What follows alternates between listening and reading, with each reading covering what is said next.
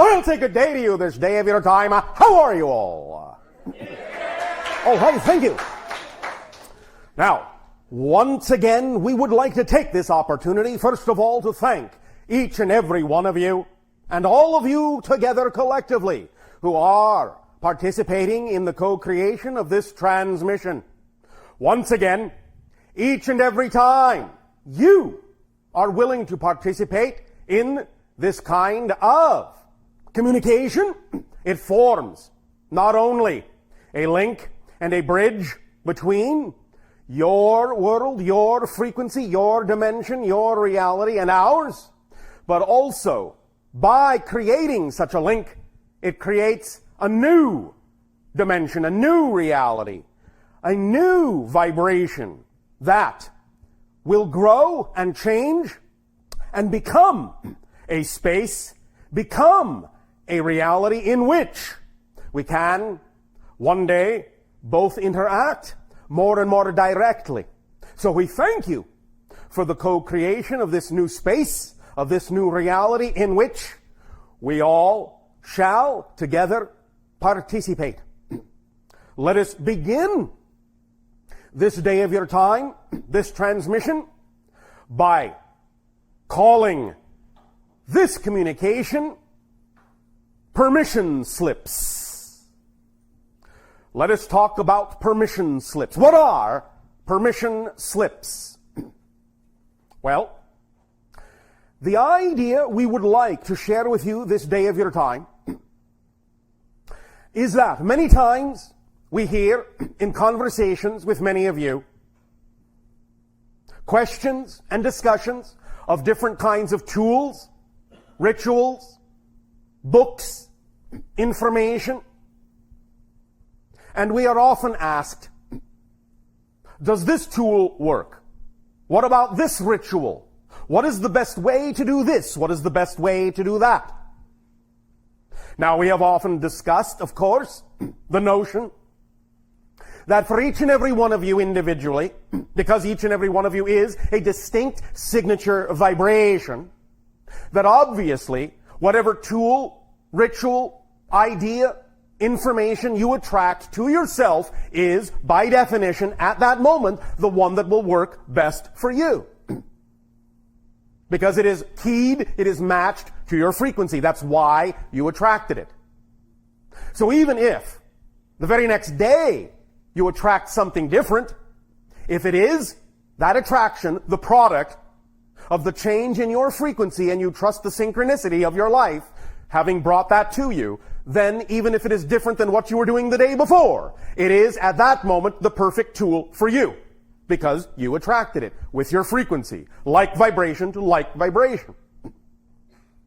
But in talking about all of these different techniques, tools, rituals, meditations, books, information, what have you, there is something very important to understand about all these things.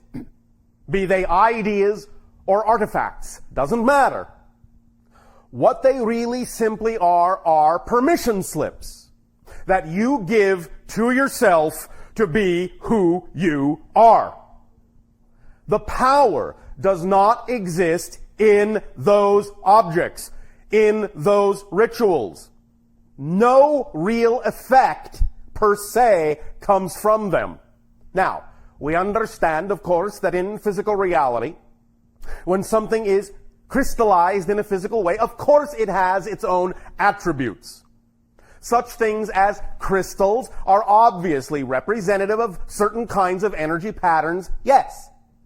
But nevertheless, the point is that regardless of what attribute the object or idea or technique or tool itself may have inherently, the idea is that it still doesn't really create any effect within you or do anything for you unless you choose to match the frequency of the idea it symbolizes for you. So you are generating the effect yourself out of your own energy, but what you are doing is you are relying on your belief system, which sometimes can be unconscious, to attract to you the symbol that best reflects the vibration within you. that will allow you permission to be yourself. We understand that many times some of the belief systems and ideas and definitions that you are brought up believing in on your planet will create certain notions and patterns within you that makes it seem as if you do not have the ability to be who you say you wish to be. That there are obstacles or challenges in your way that seem to prevent you sometimes, as we hear it from you, from really becoming the full person you wish to be, from really having the full passionate life you wish to have. This is not empirically true, but we understand that if you have a belief system that says it is that way, then for you it is true. Because even though there is no real empirical physical reality, your experience of physical reality is real. That is the only thing that is real. Experience is the reality, not the reality you think you're experiencing, just the experience itself.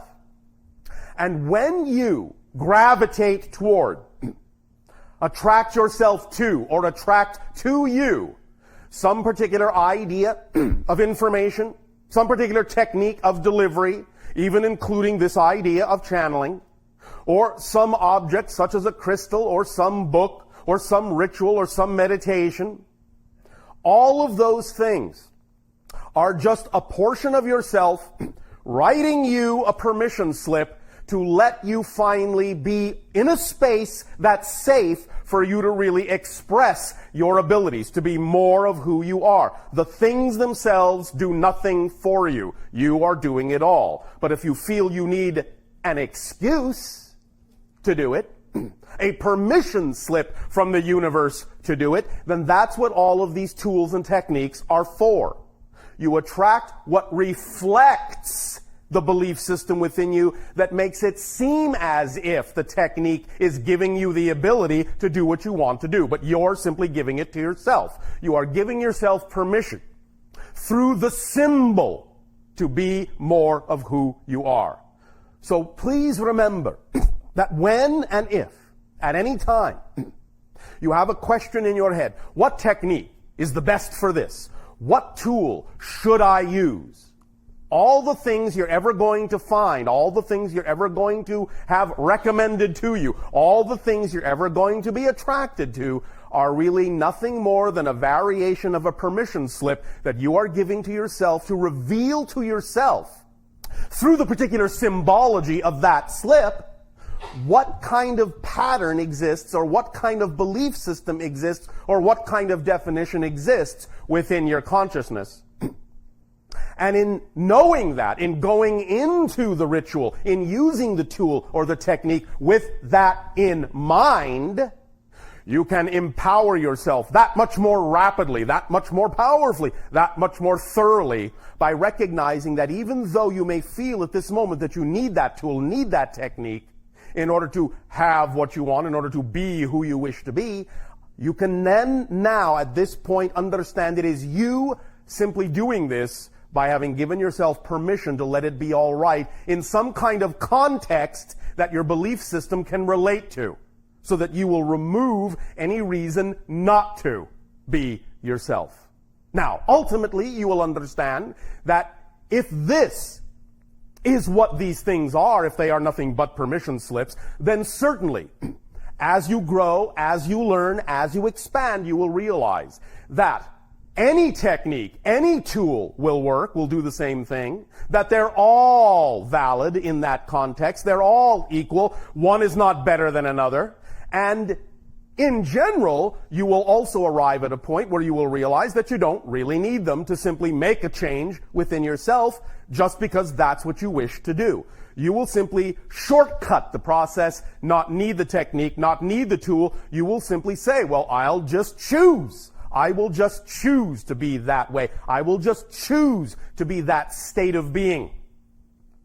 I don't need any other tool, any other technique, other than the recognition that what I choose will be so. What I choose is up to me. And if I wish to attract a technique or tool to myself because I feel it is fun, because I feel it will give me a reason to do what I wish to do, be who I wish to be, well, all well and good, so be it. But knowing that will eventually eliminate the need for the tool itself. Because you are the primary tool, you are the primary technique. Now, we are going to cover more of the ideas I'm about to speak about in what you call tomorrow's transmission as well. But we're going to lay some foundations here and now for that. The next thing we would like to bring up in connection and in conjunction with this idea of permission slips is how to allow this concept to sink in more deeply and how to form a relationship more clearly and more consciously with what many of you have for a long time called your higher self. This mysterious higher self. Where is it? Don't know. Is he up there? Is she over there? Don't know. How high? This high? This high? Don't know. What is the higher self? Thank you. Let's address this. So you have some definitions to work with, which again are nothing but what? Permission slips.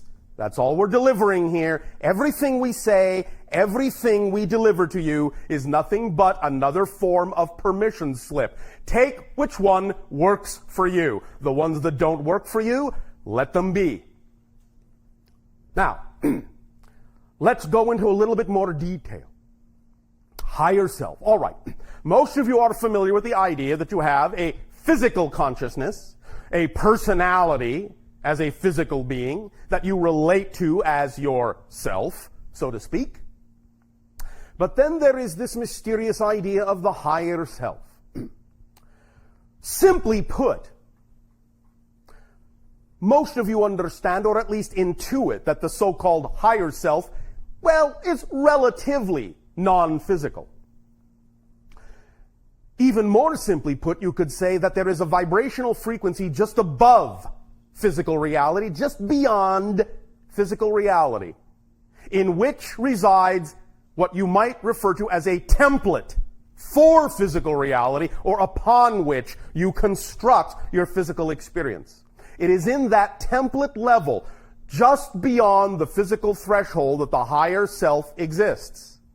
Now, please do not confuse the idea of higher self with oversoul or spirit or what have you. Higher self is a specific idea that is like a version of the person you are in physical reality, but a version that has a broader perspective, a broader point of view. It's like having a twin standing on a mountaintop while one is also standing in the valley. And they can communicate with each other. And the higher self can say, I see you walking down the road, and I see that there is, well, a little bit of a ditch up ahead, so if you walk this way and walk that way, you'll avoid it. And the one in the valley going, oh, thank you very much.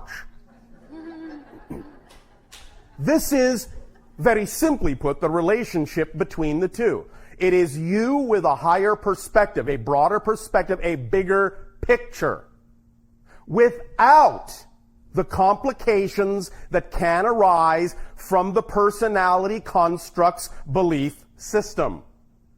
So the higher self is like a guiding principle, a governing principle, so to speak, that is a part of your complex as a person, but is the non-physical component that acts as the conduit to even higher versions of your soul, of your being, of your spirit, but also acts as the intermediary between those higher levels and the physical personality construct, and can distill information from the higher spirit and soul over soul levels in a way that your personality can understand. So the higher self functions like a translator, taking the information from the higher levels and bringing it down to earth in a way that can communicate to the personality effectively. However, because of some of the belief systems that exist within the personality structure on your planet, there has been confusion as to exactly how to form a clear communication line to the higher self. So let's make something very, very clear. This may sound a little bit surprising, but that's all right. Surprises are good. There are 3 levels here in this idea. It might surprise you to know, as personality constructs, as physical minds, you do not conceive of any ideas. What do I mean? The personality does not conceive of concepts. It perceives concepts. It does not conceive them. Here are the 3 levels. The higher self conceives. The physical brain receives.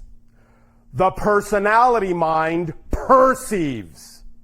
That's all it does. Any idea, any inspiration, any imagination you have ever had doesn't come from the physical mind portion of you. It comes from the higher self portion of you, through the receiver, the brain, and is translated by the brain into a vibration that the physical mind then perceives as a reflected reality. One more time, because this is crucial to understand. You don't conceive of any ideas as a physical mind. That's not what the physical mind is designed to do. It cannot create ideas. It can only perceive the result of an idea from the higher self. Now, this may sound at first somewhat limiting, but in fact, it's very, very freeing, because you can all stop thinking. You can all stop thinking you're in charge. You can all stop thinking you have to think of everything. You can all stop thinking that you're the one guiding the ship. You're not. You are just looking at the road. You're just experiencing the path that you, the whole you, is creating. But the reason you get into trouble, the reason you feel stuck as a physical mind, is because you've been taught to believe that the physical mind is the one coming up with all this stuff. And it's not. So when you try to manipulate it, it doesn't work, because the physical mind is not designed to actually create those concepts. It is only designed to perceive the effect of the creation of those concepts through the receiver, the physical brain. Now, here's also what happens.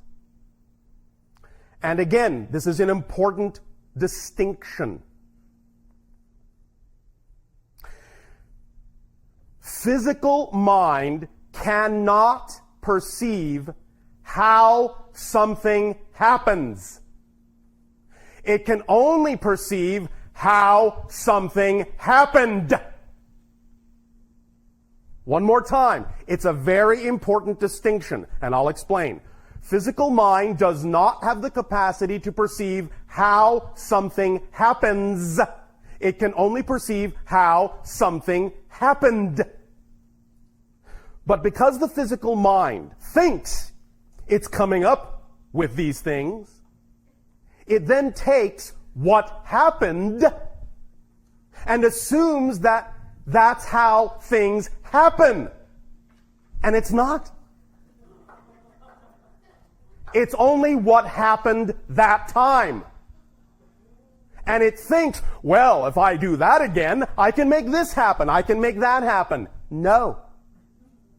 You might get some degree of repetitional success with that philosophy, but it will never go beyond the parameters of what you observed in that particular happenstance. Because what happened was designed to allow that particular thing to happen. And that particular thing doesn't necessarily require the same ingredients as something else. So when you may want something else to happen, when you may want to expand on what happened, you cannot use the same ingredients that made that happen, because then all you'll do is repeat the cycle and wonder why you're not getting anywhere. You have to allow the connection to your own higher self to be the one that will allow you to experience the reality that comes from the higher self, because the higher self is the only part of you that actually knows how things happen, because it's on the mountaintop. It has the broader perspective. It can see what's coming. It can orchestrate. You're in the valley as a physical being. From the physical perspective, your view is somewhat limited. But the idea is it doesn't matter. As we will discuss and point out, and as many of you have heard in The Secret, all you really need to do, to use the analogy they use of driving your car, is see the road just a few hundred feet ahead. You don't have to see the road all the way from your beginning to your destination. That's the higher self's point of view. So you don't have to know exactly how you're going to get there. All you need to know as the physical side of the personality mind is where you're at right now. The higher self will tell you, keep going.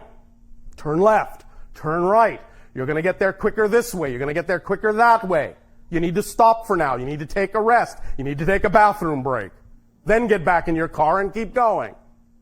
That comes from the higher self portion of the total being that you are as a person, as a persona.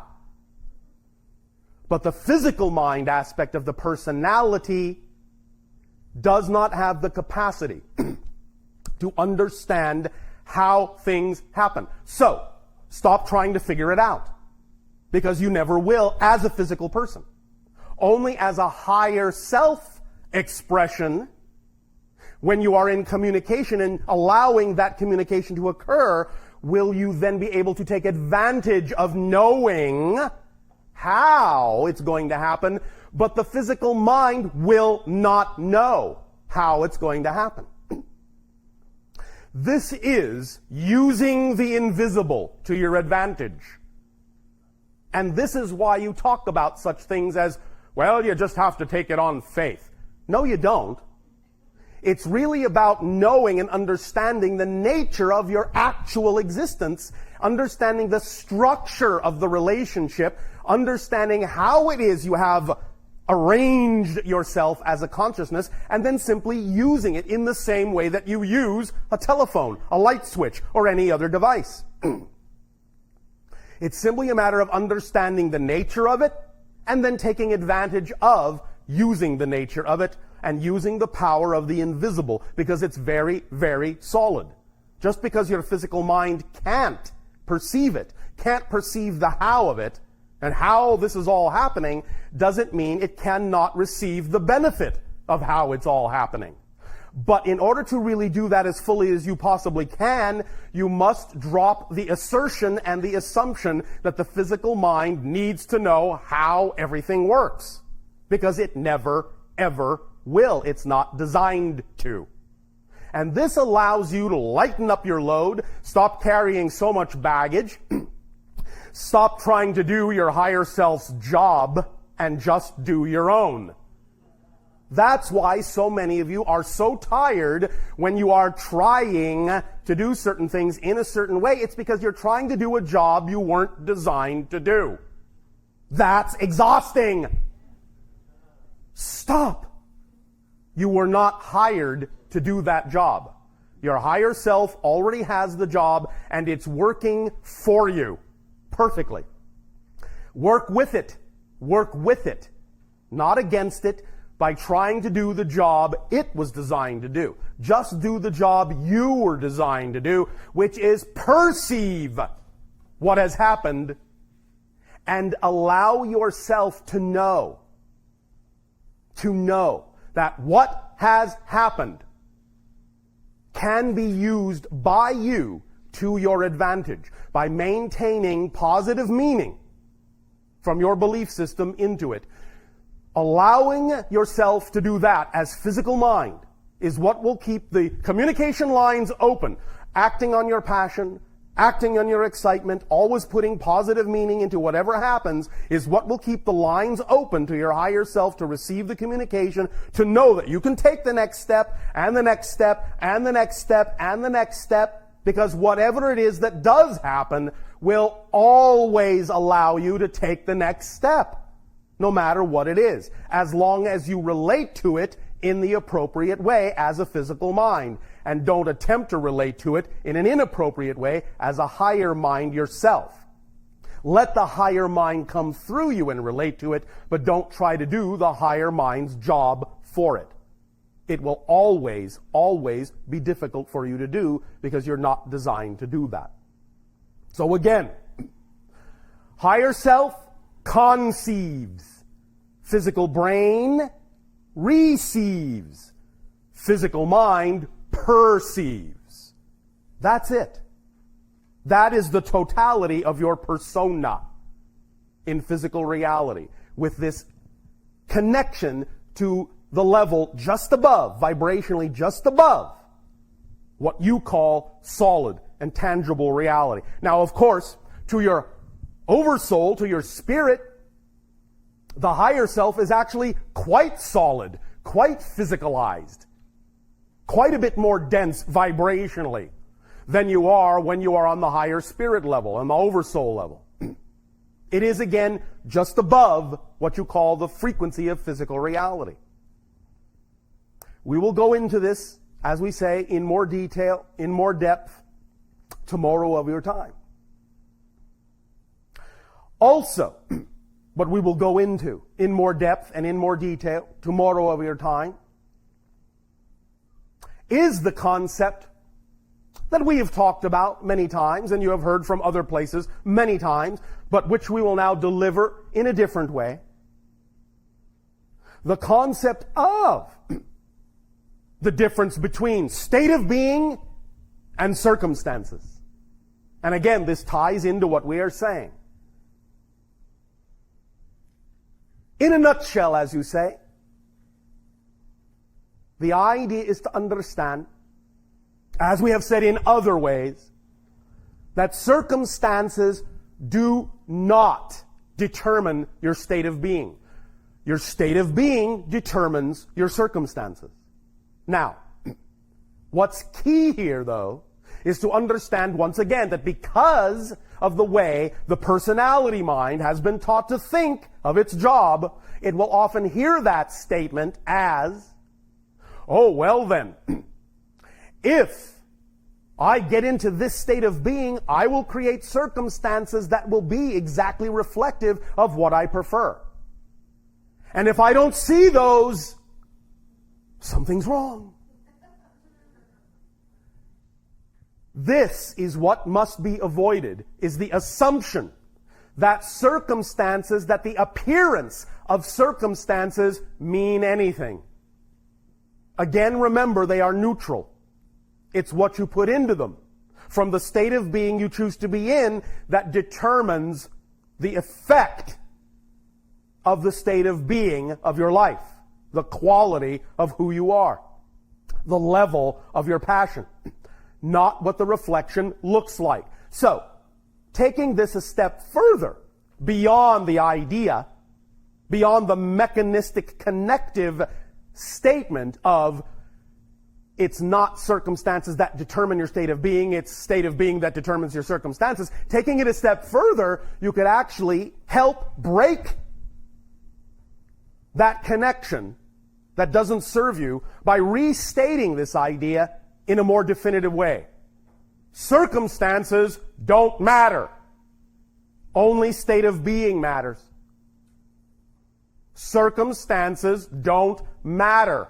Only state of being matters. Now listen to the way that translates in your language. Circumstances don't matter. Don't materialize things. Only your state of being matters, materializes things. So, Circumstances don't matter. Only, underline, underline, underline, underline, underline, underline, underline, only your state of being matters. Big, fat, period. Exclamation point. Close quotes. Parentheses, brackets.